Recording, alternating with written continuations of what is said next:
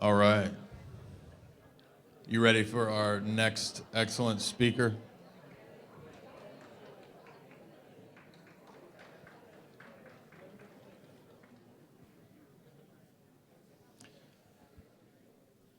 I had a good time with this guy the other night. We were actually discussing movies over a lot of tacos and enchiladas and salsa. And yeah, right? I noticed that Bastrop has like 20 Mexican restaurants and like one, that's it. There's like one other restaurant. Now, OLAV, I thought I knew a lot about movies, but OLAV put me to shame. He was telling me stuff that I had never heard of and didn't know anything about. So I think you're gonna find a lot more depth and interesting connections that OLAV's gonna make. His piece is Something Wicked This Way Comes, the secret space program's end game, or the secret space program, what is the end game? So give a great, warm, hearty welcome for OLAV Phillips.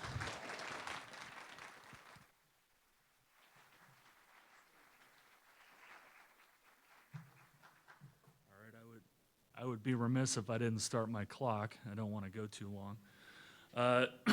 Thank you for coming this morning. I know the clocks are reset. Before I get to too much, hang on. See if I can get my slides to show up. Before I get to too much, I do want to apologize. I'm an engineer. I'm a researcher. I am not a public speaker. So I'll do my best. Oops, see? A bit closer, okay. See, they're already telling me where to stand. Who am I? Like everybody else, I put up the CV of who I am. You can read that if you want to. Basically, I write stuff, I go on radio shows, and I come up with theories. Before I begin, this is a slide I put into every slide deck I've ever done. It's something I firmly believe. Don't believe me or anybody else up here. Don't believe anybody. Do it yourself. Anything that I'm going to tell you is a starting point. It's a starting point only. I want you to go out and take the time to actually figure it out for yourself. Okay, what is the secret space program? Excuse me, I have to read this. To me, I define the secret space fundamentally as a theory, backed up by facts, that a parallel space program exists outside the view or control of the populace. It exists in a multinational space and is supported by most industrialized nations and is controlled by a parallel government structure which exists that we don't see. So one of the questions I get asked a lot when I do radio shows, and when I talk to people, is it aliens? Now, some of you may believe it is, some of you may not. It's open to conjecture. Nobody really knows. That's the truth. I'm going to give it to you straight, and nobody can tell you one way or the other. I have my own personal belief, and I will attempt to prove that to you. What I do, though, is that I utilize Occam's razor. This is a very, very old idea. And dumbing it down, I think Ptolemy put it best, that he says, we consider a good principle to explain phenomenon by the simplest hypothesis possible. But meaning that the more complex that you make something, the less likely it is that it's true. That being said, there are UFOs, and some of them may be alien. This is a very famous photo from McMinnville in the 50s. This is a more controversial shot from apparently Apollo 20. We can talk about that later if anybody wants to, but I enjoy it. This is also Apollo 20. The thing that always struck me about this is the iconography. I studied anthropology, and the iconography always gets me. I'm always looking for iconography because as humans, we tag things. It's just our nature. If you have a bomber, you put a picture of your girlfriend or your wife on the side of it, you name it after her, right? We name cars, we name boats, we name airplanes. Stephen Colbert has an airplane. Oh, you got that. Virgin America. But again, what's interesting about this one, they do, it's called the Colbert. So if you look at the iconography here, this is very Mayan, right? So if this is alien, this is very Mayan. That's very interesting. So who is it and what's the point? That's basically why I'm here. I don't think it's aliens. Welcome to Alternative 3, the blueprint for the end of the world. Alternative 3 is probably the most dangerous television show ever made. But why? Alternative 3 was the final episode in a long-running East Anglia television show. It was a hard science show called Science Report. It was intended for broadcast April 1st. That date's important. April 1st, 1977. It was actually aired June 20th, 1977 due to scheduling conflicts. There was a strike, people were confused. They aired it in June. Sorry. It was simulcast in 3 countries and caused a widespread panic, leading to legislation to prevent Alternative 3 from being re-aired. It was shown in Australia and subsequently banned. At the same time it was optioned by NBC Drama. The head of NBC was in London at the time and caught an airing of it.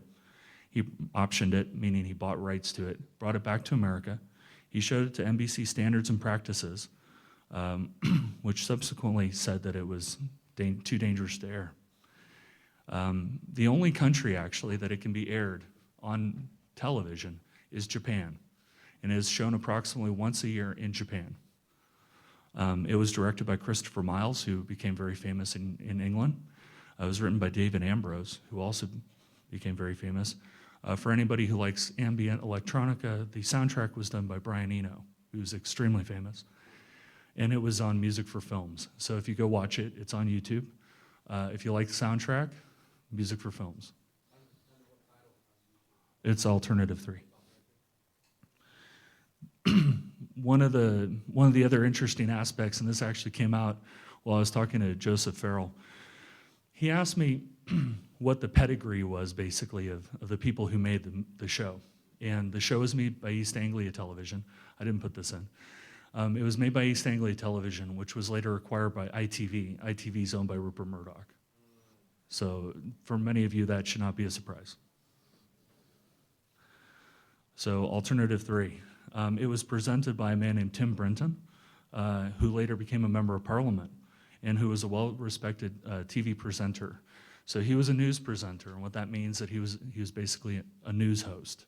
So if you think of the guy sitting at the desk reading you the news, i.e. Walter Cronkite, that was Tim Brenton. In the UK, you cannot be a news presenter or a newscaster and be an actor. That may have changed now, but back then you couldn't be.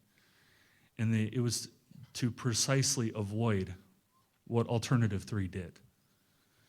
That when you watch it, you think it's real because the guy telling you is the same guy who's on the BBC telling you the news. So what happened was that Tim Brenton actually left being a news presenter.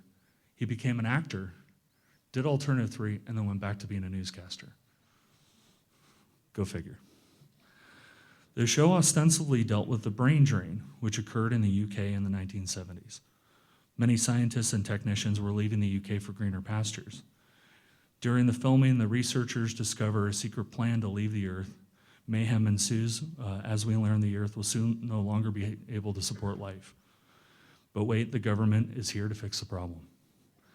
It has been claimed that it is a mockumentary, and it's not real. The people in it are actors, but it is a blueprint. The structure is fundamentally correct. Excuse me. In the film, Professor Ballantyne tells us that in 1957, there was a secret meeting where noted scientists became convinced that soon the Earth would experience climate instability and plunge into an ice age, and the world would effectively end. Now, in the film, when you watch this, when they talk about this, Ballantyne is a arrogant, egocentric professor type, and they're walking down this hallway. You can actually see it here. My laser pointer's working. You can see it here. Very a la Cambridge, Oxford. As they're talking about this, they start to show B-roll. For people who don't make movies or TV, B-roll is kind of like filler, and they're showing films of deserts and dead animals and ice ages and rains, and they're talking about, this place experienced flooding. Hey, we experienced flooding here. This, flooding, and this place is having no rain, and et cetera. So they're doing all this to reinforce it dramatically.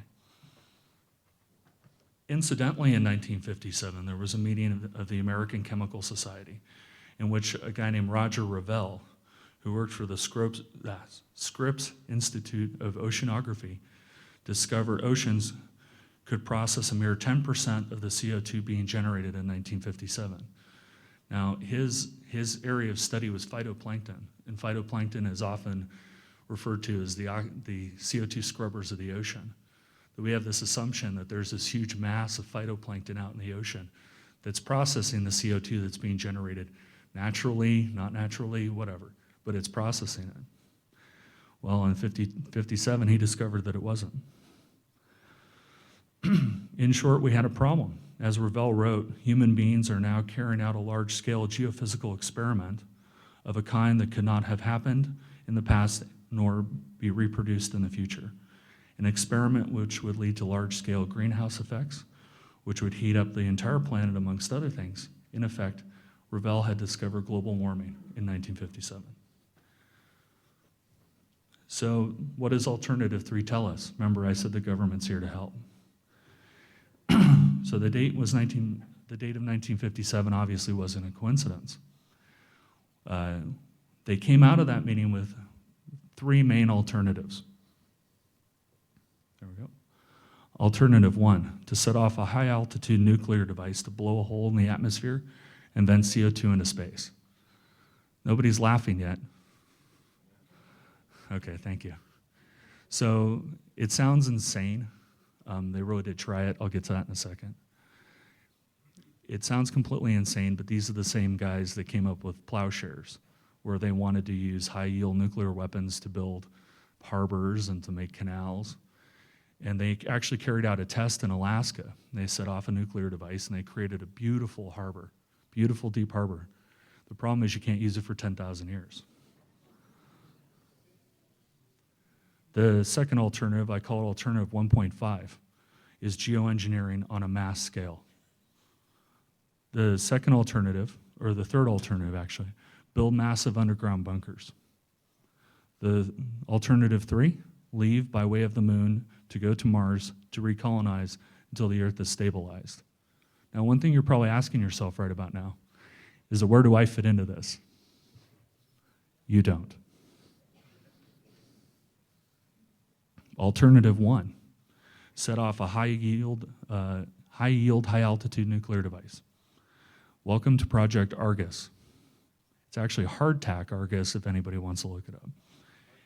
Hardtack. In 1958, just 1 year after the supposed meeting, Task Force 88 was formed to execute Project Argus Hardtack Argus Floral. It also has the name Floral. I thought that was funny. Its mission was to fire 2 missiles into the upper atmosphere near the geologic equator at the highest, over 4,000 miles up, to detonate a 2-kiloton nuclear device to create an artificial radiation belt, similar to the Van Allen radiation belt, which protects our planet from radiation. The project was completed within 6 months, where normal projects took over 2 years. Now I want to get into that for a second. These projects, when you want to assemble a task force, anybody who's ever been in the Navy would probably know this, that you don't just assemble a task force. It just doesn't work that way.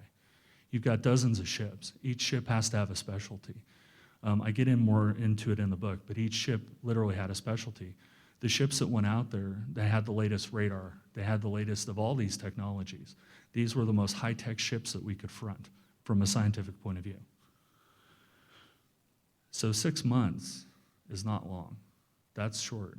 The other thing that I want to point out about Hardtack Argus is that when they carried it out in 1958, it was hailed as one of the greatest experiments ever carried out in the history of science, because they did successfully create the artificial Van Allen radiation belt. The problem is that the guys who were saying that it was the greatest experiment ever were read into the project, and they were government scientists. because this project was classified until the 80s. That makes you wonder what they were really doing out there. So from an alternative 3 point of view, this project was a failure, because obviously blowing a hole in the atmosphere and venting carbon dioxide is asinine. Welcome to alternative 1.5, geoengineering on a massive scale. So it's actually global dimming, but it's what you guys call chemtrails. The notion is very simple, that you enter material into the upper atmosphere to reflect light back into space. This lowers the temperature of the Earth, and it changes the overall albedo or reflectivity of the Earth. This is ongoing. This is a patent. This is patent 5,104,069. This was issued to Boeing. Boeing's important because they build 7 X-7 aircraft, 737s, 747s, 757s, 777s, 787s, Boeing. The apparatus shown is a method for injecting a material from an aircraft, basically a sprayer. The release mechanism could be coupled with the device to filter material out from the fuel, then eject it into the air where it mixes with the contrail. One of the things that's interesting in chemtrail research is that nobody's ever found the fleet. Now you're talking about a fleet of aircraft that are covering large cities across the entire world. It takes a fleet of aircraft to do that. Nobody's ever found it. To my knowledge, nobody's ever found a pilot who says that they're actually a chemtrail pilot who can prove it. There are photos that float around of a spraying plane where you see the inside of the fuselage. And what you're gonna see is a whole bunch of tanks connected by tubes and then a pumping device. That's not chemtrail spraying. That's actually testing the balance of the aircraft when they're testing its flight dynamics. So what I would posit to you is that the material is mixed into the jet fuel and that the pilots don't know they're spraying it. Now, I know what I'm saying might be controversial to some of you, but here's the proof.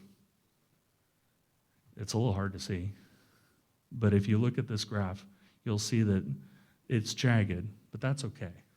If you deal with a lot of graphs and performance characteristics of things, I'm an IT engineer, so I see graphs like this all the time. The jagged is okay, but what you're looking for is a linear pattern. And as a linear pattern that shows the temperature of the surface of the Earth is linearly increasing. It's not what we call hockey sticking. It's just linearly increasing, okay? But what's important here is that you see the temperature, and this is the 1800s, and let's remember what Walter Bosley was talking about. So you see the 1800s here, you see industrialization, you see it start to increase. Goes along fairly steady. Then right around late 1950s, 1960, it plummets, okay? And then you see it rises, and then it's a little hockey sticky, and then it drops, and then, now this jaggedness that you see is probably error correction. When you're carrying out a global spraying program, right, you're gonna make mistakes, because we're all human. So this is them attempting to correct the mistakes, right? Or this is because of outside influence, be it a volcano, whatever. But this is, the part that I want to point out is right here. This is right about the same time that Roger Revelle revealed that we were no longer processing things with the phytoplankton. This is what it looks like. Now, one interesting thing of note is that a lot of times people think, I'm interested by chemtrails, right? And everybody's gonna think I'm crazy. You know, I go out and I tell my friends, see all those persistent contrails? They're gonna think I'm nuts. Actually, I saw a BET interview with Prince. If anybody, you guys listen to Prince. Prince actually said in a BET interview that over Minneapolis, where he's from, that he noticed starting in the 1970s that the persistent contrails started to form. That's Prince. He's famous, and he said it on BET. Excuse me, I have a bit of a cough. The other thing that's important about this, and I was having a conversation about this just earlier with Joseph Farrell, But one of the things that you'll notice is that the most dense concentration of this kind of geoengineering occurs over population centers. And people are trying to understand why. Well, the answer to that is simple. One of the things that you notice about this kind of scenario is that as more light passes through and hits the earth, if it hits a cornfield and it hits dirt, the dirt absorbs it and it kind of dissipates. But if it hits a city, there's a thing called the heat island effect, where the concrete soaks up the heat and radiates it back out. The way that this manifests is that here in Bastrop, this is a fairly population undense place. There's a lot of dirt. So the temperature here, on average, would probably be anywhere from 5 to 10 degrees lower than if you went into Austin, where there's a lot of concrete. So that's why you see more dense spraying over population centers, because that they're trying to offset that heat island effect. The other thing that's important about global dimming, and that's actually its name. If you Google global dimming, you'll find it. In the days after 9/11, right, they grounded all the aircraft in the United States, basically in North America. A lot of scientists became very excited, atmospheric scientists, and they went outside and they said, oh no, or oh yes, actually. They grounded all the aircraft, let's float some balloons and see what's going on. And the skies were clear, no chemtrails, right, geoengineering. So they found that the temperature actually rose over a 5 or 7-day period by a degree or more, and that the ambient light hitting the surface of the earth increased dramatically. It was much brighter. So global dimming is actually a very real thing. There are plenty of graphs that you can look at. There's plenty of science data about it. And not all science data is bad. You know, in the case of global dimming, it's pretty good. Sorry about that. Alternative 2, build massive underground bases. I don't think anyone here needs to be told that we are building massive underground bases. COG, or continuity of government construction, has progressed at an alarming rate for almost 50 years or more. But the status is a failure. Now, why is that a failure? The answer is simple. You cannot build enough bunkers fast enough to hold 350 million people, and that's in the United States alone. But what it is there's enough to hold the people with the money. We'll get to that in a minute. This is Site R. This is Raven Rock. This is one of the really big ones. One of the features that I like most about this COG bunker is it has a Starbucks. So when you hit the end of the world, if you need a latte, they got you covered. There's also a gift shop, so I'm assuming that you can get t-shirts.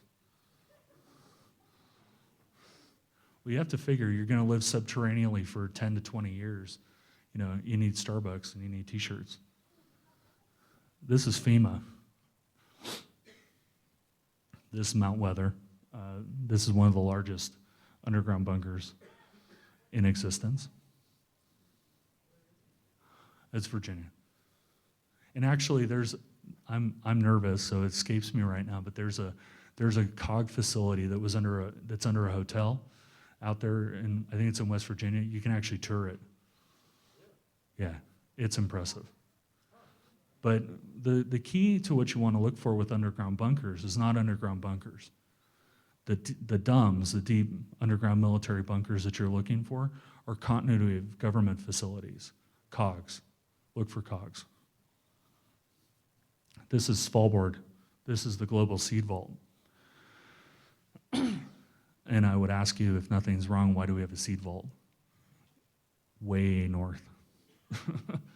It's a very complex facility. It's very cold. They store a lot of seeds.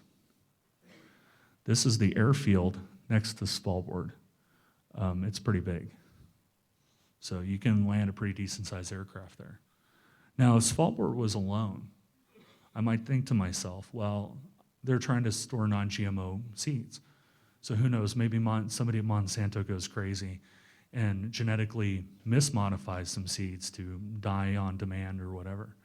So they want to build something like Svalbard to protect that, to keep what they call heritage seeds, right? Heirloom as well. It's not the only one. This is the Millennium Seed Bank in West Sussex, UK. Most of the seed vault is actually underground. This is what you can see on Google Earth. This is the Institute of Plant Industry, St. Petersburg, in the Russian Federation. This is the National Center for Genetic Resource Preservation. I like the name. Fort Collins, Colorado. And look, this one has a track, in case you want to run. Now, the important part about this is that as you look at all these facilities, these are all over the world. US, Russian Federation, UK, Scandinavia. And this is not all of them. These are the big ones. There's approximately 14 more small ones. I didn't want to load up my presentation with satellite photos of seed vaults, so I just stopped at these. But there are 14 more. In fact, the one in the Philippines was destroyed when Mount Pinatubo went off. So again, there are a bunch of these. So let's get to Elon Musk. I like Elon Musk. I'm an engineer, and I appreciate what he's doing for STEM, for science, technology, engineering, and mathematics. It's something that we as a culture need to focus on. We need more engineers, we need more scientists, more technicians, and more mathematicians. We don't do a good job of training them. But how do you move things covertly? That's one of the big problems of the secret space program or any kind of covert operations. How do you move things covertly? An underground rail system would be a fantastic way to do it. But is it possible? I mean, really possible. I'm not standing up here telling you things that are impossible. I'm telling you things that are possible. Elon Musk has proposed a high-speed vacuum-sealed rail system between San Francisco and Los Angeles. I'm sure you guys have read about it. Achieves a speed of somewhere around 14,000 miles an hour. You can do San Francisco to Los Angeles in like half an hour, something like that. But he wasn't the first.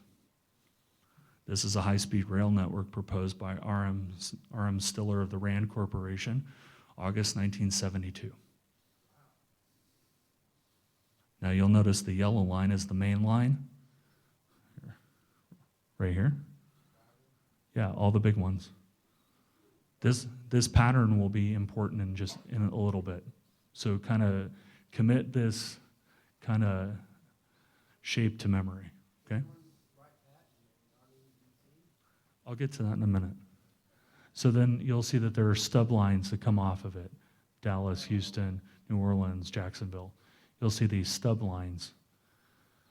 In fact, there's a huge stub line that goes up to Portland and Seattle. The green dots basically represent terminals of some sort. But these big yellow ones, that's the main line. Yeah. Now, Stiller said that he could achieve speeds as high as 14,000 miles an hour in the studies that he did, which means that you could do New York to Los Angeles in 21 minutes. But how big of a train could you build? Small, big? This is a nuclear-powered borer. This is what they use to build cog facilities and underground rail networks. I'll just let you look at that for a second. That's really big. And they're very efficient, and they use them quite a bit.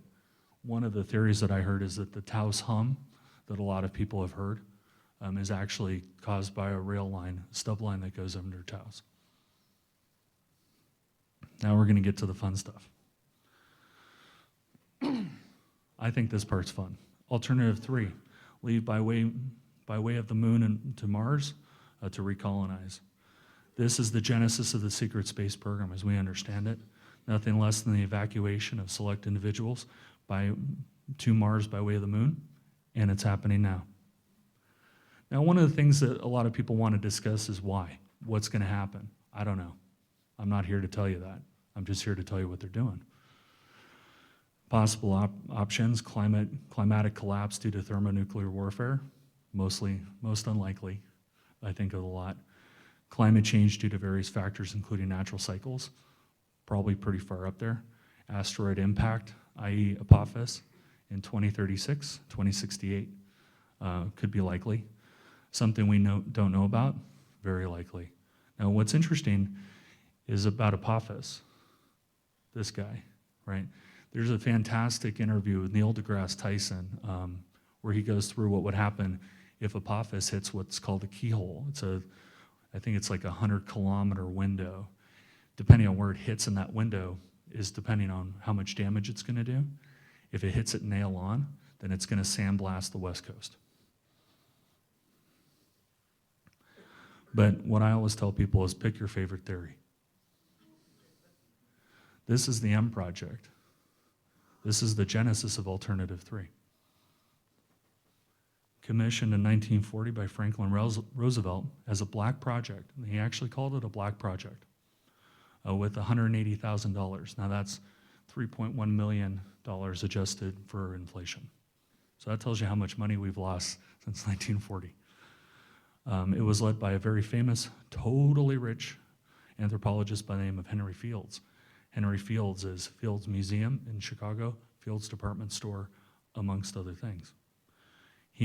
Fields employed 32 researchers and several secretaries, and it's actually interesting that they break it apart.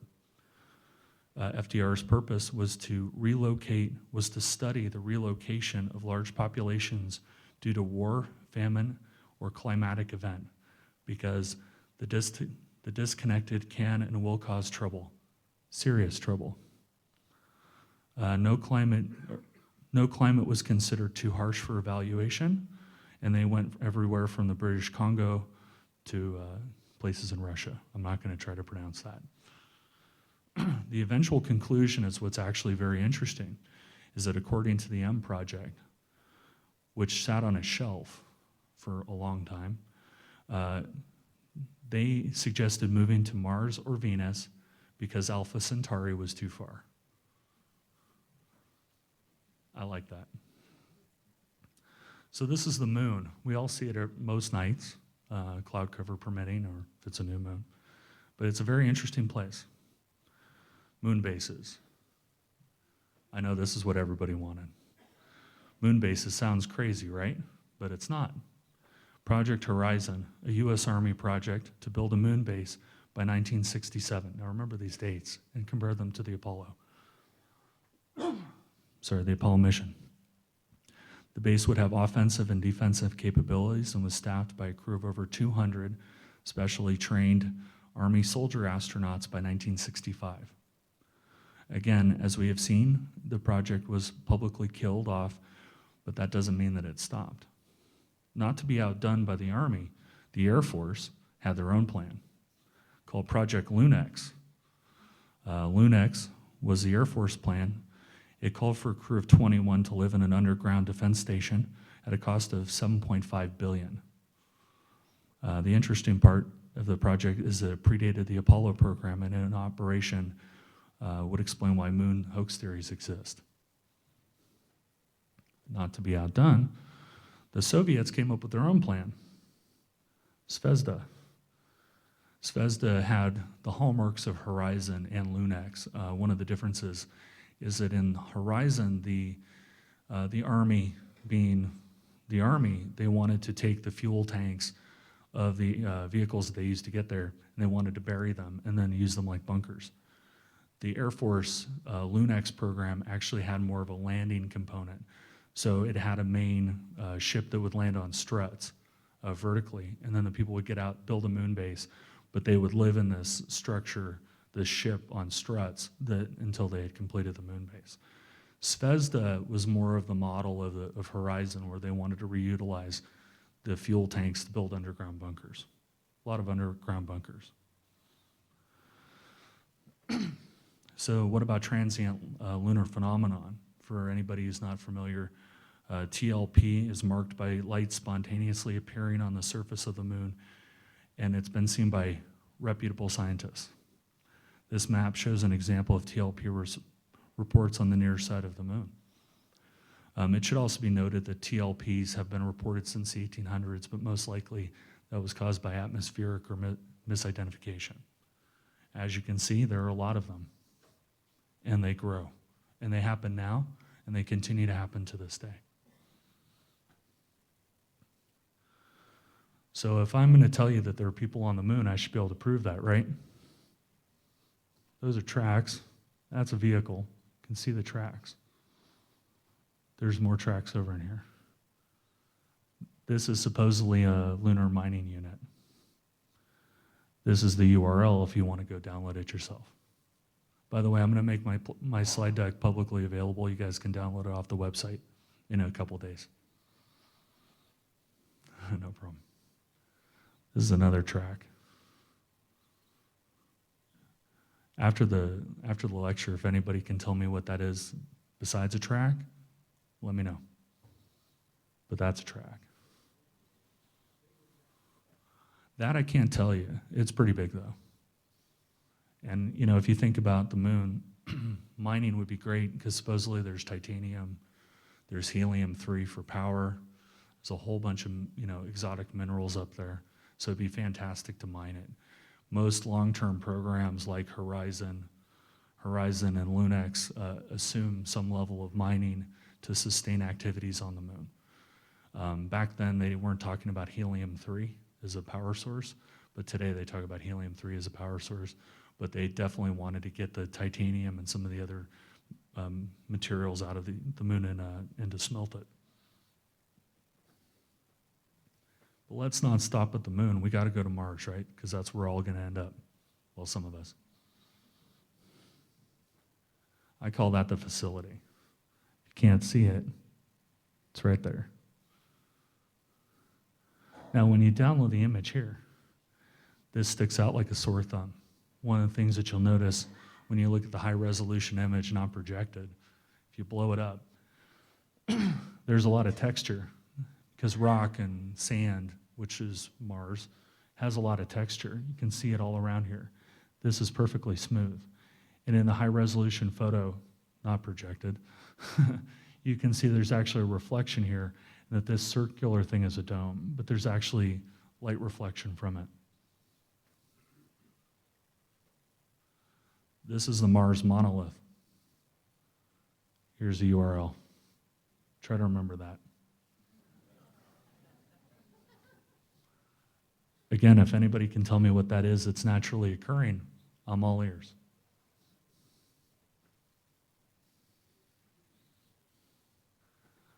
They call this the Mars monolith graveyard. There's the URL. Malin Space Sciences, my favorite guys. Now, one of the other things that's called for in the alternative 3 scenario, since we're talking about the moon and Mars, is this notion of batch consignments. Batch consignments are basically people that are kidnapped, taken to the moon and Mars to function as slave labor. That's how we do things. So what you see here is a composite of 2 maps. The bottom map, the one with all the marks on it, that's by David Paulides, or Paulides, I'm sorry. I always butcher his name, and fantastic researcher. But he documents disappearances in national parks. So what you see there is disappearances in national parks. What you see overlaid on top of it, these lines, doesn't show up well. But these lines are actually, these are the states, right? And you see this line right here? If I wasn't so nervous, I'd do it straight. This is a rail network, and then these circles are terminals. This one's an anomaly. I got to figure that one out. But if you look in a lot of these areas where there are a lot of disappearances, pretty close by there's a terminal. So what does that tell you? It tells you that people disappear and they go into the rail terminal and they really disappear. And one of the interesting things, I was talking to Jay Widener about this, that that a lot of these disappearances that Paulides, sorry, I apologize, David. A lot of the disappearances that he's shown are either people that have no reason for disappearing. They're just common people. They're mechanics or they work on HVAC or whatever. And then there are people with high IQs. The people with high IQs are not batch consignments. They're recruited. Now, in alternative 3, this is shown. There's a scientist that they follow. One day, she tells her family, hey, I'm going to go for a trip. She drives to Heathrow. She leaves her car in the parking lot, leaves her wallet, leaves her keys, takes her bag, and she's gone, never to reappear. this actually happens, and it happens in these spots. Scientists, people with high IQs, like north of 150, 160, they happen here. The other thing you have to remember about this map, when you look at anomalies like this, is that this map is from 1990. So this map is 25 years old. So chances are that here, they built another terminal. Right. But let's not stop at the moon or Mars. Let's talk about space stations. There are two main space stations that I can kind of prove to you. One is called the MOLE, the Manned Observation Lab. It was an Air Force project to build and later deploy a manned battle station equipped with a laser. The two-man crew, both Air Force astronauts, and yes, the Air Force does have its own separate astronaut corps that's not NASA. They were designated to spend 6 months aboard and to function in a capacity of a battle station. The Almaz is the Russian version. This for sure went into space. It had a cannon, 23 millimeter cannon. I actually knew a guy in the Russian space program who was telling me about how they had to re-engineer the thrusters to counteract the recoil of the cannon when they'd fire it because they fired it. This is my favorite, and I dedicate this to Jay Dyer. That's Hugo Drax's space station, right there, seen in a SOHO image. That's a U.S. Air Force NASA concept from 1960. If you can tell me what's naturally occurring about that, I would love to talk to you. So how do we get there? And this is the big question that everybody wants to answer. As everybody's pointed out, there are competing theories about how we get there. You have multiple breakaway civilizations. You have multiple groups within breakaway civilizations. The Nazis are one of them. I don't know how much detail I need to go into about this. I think you guys have probably already all read Joseph Farrell's excellent work, or Igor Witowski, Nick Cook. But the guy you want to talk about is this guy, Hans Kammler. Hans Kammler ran the program. These are very dense slides. I'm going to kind of go through it super quick. I recommend you download them when I upload them because his background is very interesting. Because Kammler, a lot of times when we talk about Kammler, we just say, well, he's a Nazi general, and he ran the Bell program at Der Riese. I'm going to butcher all the German. I'm sorry, I speak Spanish. But he ran the program at Der Riese, the giant. He was an ardent Nazi. He was a very bad person. And he had a PhD in engineering, so that's why he did it. That's wrong. Well, it's all right, but that's not why. His engineering degree was in civil engineering, but what he was an ardent Nazi. I mean, through and through. When you talk about some of the terrible things that the SS did, Kammler was actually assigned to destroy the Warsaw Ghetto, if you're familiar with World War II history. He actually was personally assigned by Himmler to destroy the Warsaw Ghetto, and he kept meticulous notes of everything that he did. He later unseated Göring as the head of special weapons projects, and he built Peenemünde, Nordhausen. He was in charge of these facilities, and he built them. He was also highly efficient, which explains his diverse use of labor in the scientist pool in the development of the Bell. So I'm not even going to try to read all that to you guys. You're just going to get bored. So please download it, and it's in the book. This, of course, is the Bell, the Glocke. I can explain to you how it works if you want to, but you probably already read the book. I put it in here in case you guys have never seen it before, but I assumed you had. This is the henge, supposedly. This is where they would tether the Bell when they tested it. This is where it gets interesting. This is the Haunebu 2, actually, that is supposedly representative of the German flying saucer program powered by the Bell. Now, I want you to remember the shape. I put it in here because this shape becomes very important in a couple minutes. Of course, after the war, we had Project Paperclip. There's Werner von Braun. hanging out with his friends. There's Werner von Braun hanging out with his friends.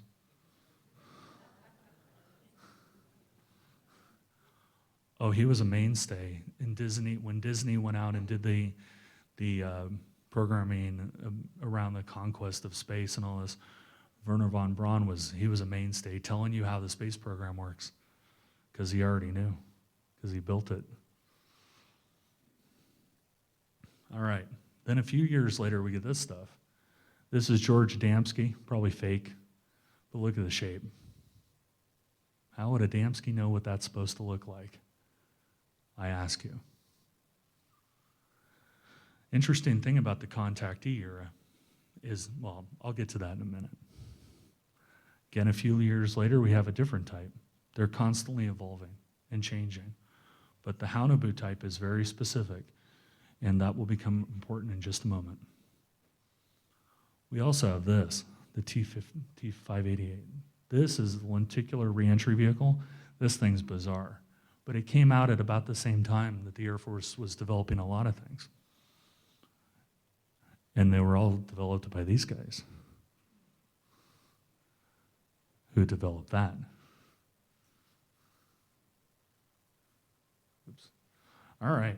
So what happened to Kamler? That's the big, $64,000 question, or adjusted for inflation, $64 million question. What happened to him and the other guys after the war? They went off the farm. Maybe they went off the planet. I think we see competing interests. On one hand, I believe we have found over time that there is a Nazi or Nazi 2.0 component, which is extraplanetary, but there is also an Earth-based component as well, both breakaway civilizations. This would explain SDI systems, which are in orbit. This would explain armed battle stations and the Solar Warden Space Navy. One important thing to talk about with SDI, I spoke to an SDI engineer. Always happens this way, the last 5 minutes of a radio show I was on called Ground Zero, and he called in and he said, hey, I'm a aerospace engineer from the Pacific Northwest, and I worked on a program in the mid-1970s, and I was guarded by federal marshals. And he said the program that he worked on was to build a constellation of three satellites. One was a hunter-killer, and two were laser platforms that circled the globe equatorially. The hunter-killer was actually mobile. It'd move itself around using some sort of rudimentary AI system. This is important because he said he put it into orbit in 1977. By the way, in case you haven't seen it, this is from a movie called Iron Sky, and that would be predictive programming. One of the other important things is that we always ask is, where did Kamler go? There have been persistent rumors of a thing called Base 211 that exists in Antarctica, a place called New Schwabenland, which is where the German and Nazi Arctic expeditions went, but nobody can seem to figure out how they got there. This is a map, shows you the rough straight line. Remember, shortest distance, 2 points, straight line, but it's curved for the curvature of the Earth. It's roughly 10,000 miles. This is how they did it. This is a Junkers 390. It's actually quite a huge plane. You can get an idea because the cockpit's right there. I had a crew of 10. You can see it has a range of roughly 6,000 miles, but that's not 10,000, so we got a problem, right? Here's a solution. There's a thing called a Junkers 290, which is a little smaller, and according to legend, it actually carried out refueling exercises in the August of 1943, or actually the 390 was used as a reconnaissance aircraft in August of 1943, and it flew into Canada, but it was refueled by a 290. So the Germans and the Nazis at that time had mid-air refueling. Now, if you look at this map, you got to make 6,000 miles, which is a little over halfway. So we're going to think it's somewhere around Argentina. I know. And remember, they don't have, what happens to the two, remember we're talking about ideologues. So what happens to the 290 after it refuels? It ditches, they run away, probably it relands in certain parts of Argentina, and the people disappear. This is the U-234, another option. This U-234 was originally designed as a mine layer. The Germans had quite a number of different kinds of U-boats, but this was a mine layer that was converted into a cargo U-boat. After the war, well, when the crew of the U-234 found out that the Germans had surrendered, the Nazis had surrendered, they made a beeline for Newport News, Virginia, because they wanted to give up. And on board, when it was captured, I've got to read this part. On board, they found it was carrying a new kind of electric torpedo, a crated Messerschmitt 262, which is the first real jet aircraft, an HS-293 glide bomb, which is kind of like a cruise missile, sort of, like a very simple version, 1,200 pounds of uranium oxide, 50 lead tubes. It was also carrying 1 Luftwaffe general, 4 German naval officer, a large number of scientists and engineers, as well as 2 Japanese naval attachés. The Japanese attachés committed suicide ritually right before they were captured. Its destination was Japan, but it had enough fuel to run for an additional 6 to 9 months. Remember, I was talking about iconography. As humans, we like to label things. It's just our nature.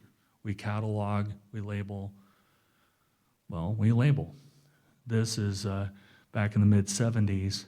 There was a article written in Saga, if anybody remembers that magazine. I forget the guy's name. It's in the book, but I forget the guy's name. But he actually went through and cataloged iconography seen on UFOs. These are seen on UFOs. This thing right here is a wolf's angle symbol used by the National Socialist Movement of the Netherlands. This looks like the British Union of Fascists, and it goes on from there. There's more. But the reason why it's important is that neither of these are German, but they're both fascists. What you see is a collection of symbols that are both German and fascist. You see Vichy, French fascists, you see British fascists, Irish fascists. You see all these kinds of symbols on the UFOs, especially around the contactee era. This is interesting. During the contactee era, there's a thing called a Nordic. The Nordics are supposed to stand between 6 and 7 feet tall, blonde hair, blue eye. This is a picture of one with Adamski. Adamski claimed that he met a number of Nordics. This is really interesting. That's Valiant Thor. I think that's Valiant Thor. No, that's Valiant Thor, and that's Commander Dawn. I always get them confused, I'm sorry. But there's a bigger question. If I'm an alien, why do I name my son Valiant Thor, brave god of thunder in Norse mythology? That's a good question. Then this is Asket. But you see the representation is always the same. Blonde hair, blue-eyed, 6, 7 feet tall. Now, what's interesting about Valiant Thor here, I'm pretty sure that's Commander Dawn. What's interesting about Valiant Thor is that Valiant Thor went with Frank Strange's, Dr. Frank Strange's. He went to the Pentagon. And you can, if you dig, you can find the entry and exit of these guys from the Pentagon. They really went to the Pentagon. Why? Another question I get asked a lot is about crop circles. What are they? Are they alien? Maybe, maybe not. That's not alien. That's the black sun. The black sun is an occult symbol. This is from Wewelsburg Castle. This is Himmler's headquarters for the SS. This is actually in the floor. This is a crop circle from Wiltshire from August of this year. Now there's one big difference. This right here. I don't know what that is. And it's not present on this. This has one wheel. Well, it has more than one wheel, right? You can see there are interlocking wheels. This has the same interlocking wheels until you get to this part. There's an outer wheel that doesn't exist. But this is a message. This is a message to somebody. Now, Jay Dyer was talking about predictive programming. Like many people of my generation, I play video games. I'm not sorry, I like it. This is a sign I found in the game Wolfenstein: The New Order. Now, I've been playing Wolfenstein since I was a little kid. So I saw the new Wolfenstein came out, I had to have it. So I'm playing, and at one point you're fighting inside of a museum. It's a museum of science and technology. And I'm going through, killing off the bad guys, and I see this on the wall. So I think to myself, well, I've got to finish the mission first, right? So I nail all the bad guys, and I circle around to this. Now, I'm not even going to attempt the German, but translated it says, "Next stop Venus, an exhibition about space and how to conquer it. Experience an extraordinary adventure and explore with us the mysterious planet Mars." Oh, wait, I thought it was Venus. Closest our goal. I could have gotten the translation wrong. I think I got that pretty right. This stuff down here is really small. But you can see this is a representation of Venus, rocket, and it was found inside of a Nazi museum in the game of Wolfenstein. Space planes. I'm going to skip all that. This is an interesting one, and it's actually a video. You can find it. I can help you if you want. This is a triangular aircraft. It's not a UFO. It's one of ours. It flies over a star. And as it flies over the star, as it approaches, well, kind of like that, the star shimmers and then is projected on the base of the aircraft. So it actually takes it from above, passes it through, and projects it down below. It's adaptive camouflage. This is a triangular aircraft that was seen out of another plane. Again, it's a video. And you see this triangular aircraft, which you can't really see, it's triangular here, starts weaving in and out of the clouds. This is a high altitude aircraft. No, it's not an A-12. It's too big. It's also not an Aurora. It demonstrates no pulse detonation engine. I think this is an aerospike engine, which has to operate at high altitude and probably could be used for suborbital flights. But these things usually fly about 70,000 feet or more. This is another one seen on a different day. You can see a persistent contrail. Now, the key of why this is not an Aurora, and I've actually seen an Aurora at ESETI, the reason why is because there's no donuts on a rope. There's no pop line, pop line, pop line. So this is a solid contrail that you can see the beginnings of the contrail here.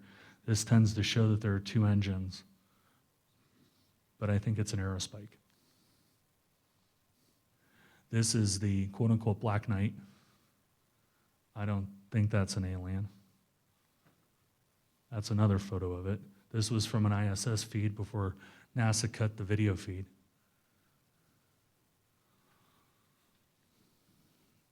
Now I was talking about iconography. This was seen on a UFO. I didn't know that they could write in English. And that's UN. And this is from 1957. The guy couldn't make out the rest. But Haskell, he saw UN. And there are more. There are red stars. One of them says like UK. I mean, there's a lot of them. We label this stuff. So now in my final minutes, the $64 million question, who's behind it? That's who's behind it. But why? To survive. This is from Forbes. It shows from this year, there are 1,826 billionaires, which is a world record, by the way. This group, distributed by country, controls a total of over $7 trillion. And it actually increased from 6.4 trillion last year. So they made an additional, what, 0.6 trillion and change. So another, 600 billion. But you can see that the distribution is concentrated in the West, but really there are billionaires everywhere. Well, there are chunks of Africa that don't have them, but there are billionaires pretty much everywhere. So what's the end game? Let us assume for the moment that something is coming, whatever it might be. The powers that be know and try to stop it, fix it, mitigate it, and those attempts have failed. They would, of course, tell their friends, and they would, of course, do anything to survive. According to the M Project, and what we have seen ourselves in places like New Orleans, is that society is 3 days away from total breakdown. No food, no water, no structure reduces us to barbarism. The powers that be know this, and they're seeking a way to flee using the $7 trillion, their friends, and special access programs to do it. Snowpiercer. It's actually not that bad of a movie. Very apocalyptic. Alternative 3 is the nuclear option, meaning the worst option. Knowing they cannot sustain their vision of a utopian society, they have instead set a plan in motion with others in and out of various governments to go somewhere and wait it out. Mars seems like the destination for most, but ones left on the Earth will most likely create enclaves of heavily armed and rigid societies while they wait for us to shrink down to the stated 300 million population size in the West, while using less developed countries as forced labor. It's pretty apocalyptic, I know, but I believe it's true. Now this is important. 300 million, right? Georgia Guidestones, Agenda 21, pick your poison. I think that 300 million represents the West. I think that in less developed parts of the world, they're not trying to decrease the population. They're letting it rise. We can argue that, but I think that you'll see over time that the population indeed rises. So what are my conclusions? What I've shown here today is a model set up by the Alternative 3 film. I've attempted to provide you with a discussion of the means, motive, and opportunity of this parallel group. I have attempted to show Alternative 3 is in progress and what that means. Space Nazis, I think the breakaway civilization has at least 2 factions. The Earthbound group and a more nefarious Nazi group that has been operating out of Base 211 and other locations in South America and maybe other places. War in space, I think as can be seen in STS-48, that a war of some sort is taking place in space. SDI systems such as Project Thor, Brilliant Pebbles, Space Warden, Solar Warden, I left that one out, and others have been deployed to target external threats. Why? Overpopulation, pollution, potential foreknowledge of a catastrophic mass moving in our direction, such as Apophis. It doesn't entirely matter. Take your pick. They're all bad, but it's coming. So I thought I'd end it this way. We've all read this, right? This is, he stated at least twice about how we'd all come together if there are threats from an external source. But this isn't the quote that matters. This quote doesn't matter at all. I would argue to you that whether he said it or not, whether Gorbachev was there or not, it didn't matter. That's the one that matters. That's my presentation.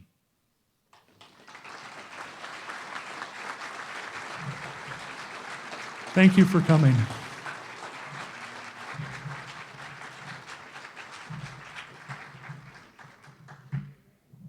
Thank you, OLAV. One more time.